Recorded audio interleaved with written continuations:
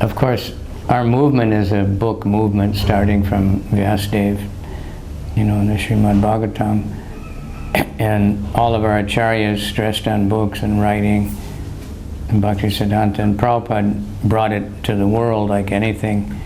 And yesterday we heard, Tamahara was talking, and so all of us remember from the 70s, most of the whole time that Prabhupada, for the mass of us, there was a few devotees that he didn't stress book distribution because they were doing scientific preaching or something else.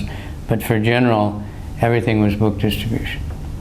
So, we know that, and how to reach out to so many people, that's why Prabhupada called it the big mridanga, because people take these books and they go all over the world, we don't know what happened, And that's where all the knowledge is of Krishna and the connection. The book is non-different than Krishna. So, and it's a great sadhana and great purification, because we need to develop tolerance and humility. And in any religious tradition, the monks beg. And it's not to get money, like people think. It's to get purified, become humble, because you get treated in all kinds of different ways. See, so it's a deep sadhana also, going out to distribute books, or thinking about how, or producing books or whatever. So much focus and concentration has to be done. And especially if we actually talk to people, we have to really think about Krishna, and we have to become equal in success and failure, whatever that is, rejection and acceptance. Can't get too excited when somebody takes a book and quit. Can't get depressed when people refuse. So devotees become very strong, and the movement becomes very well known. People know the books. We want people to see these books. I just read something from Vijay Prabhu. He was on some campus, and a boy came back that had bought a Gita, and he said, I want to tell you something, good news.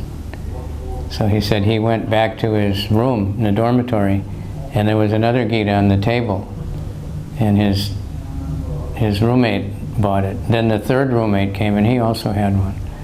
So they were thinking, it's coincidence, but that's Krishna. They put these same kind of people together somehow or other, and in the same day they all get Bhagavad Gita. So they think even more how wonderful it is. But, this is the way we're known. This is, Prabhupada said, when we have the books, then people can see that we have something for real, we're really serious. And so it's, he pushed it so much. What can we say? We have millions of letters, again and again and again. And you read Prabhupada's purports, Prabhupada's lectures.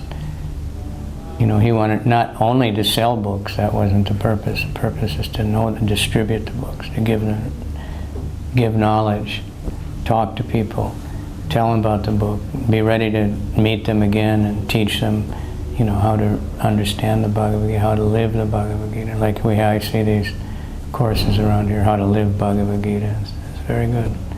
Because people, many people say, I tried to read it, but I don't understand it. Because they're reading all by themselves. And they're thinking it's something like a material book to understand, but it's Krishna. So Prabhupada once, he asked some devotee, how do you know Krishna is God? And devotees were giving, well, because Bhagavad Gita says, or because you say, or because this. Prabhupada said, no. And then somebody said, I feel it. Prabhupada said, yes. That's how we know Krishna is God. You can feel it. So, you can understand Krishna. People, and Prabhupada said, even if they touch the book, they get so much benefit. If they read one word, what to speak if they take it and give a donation.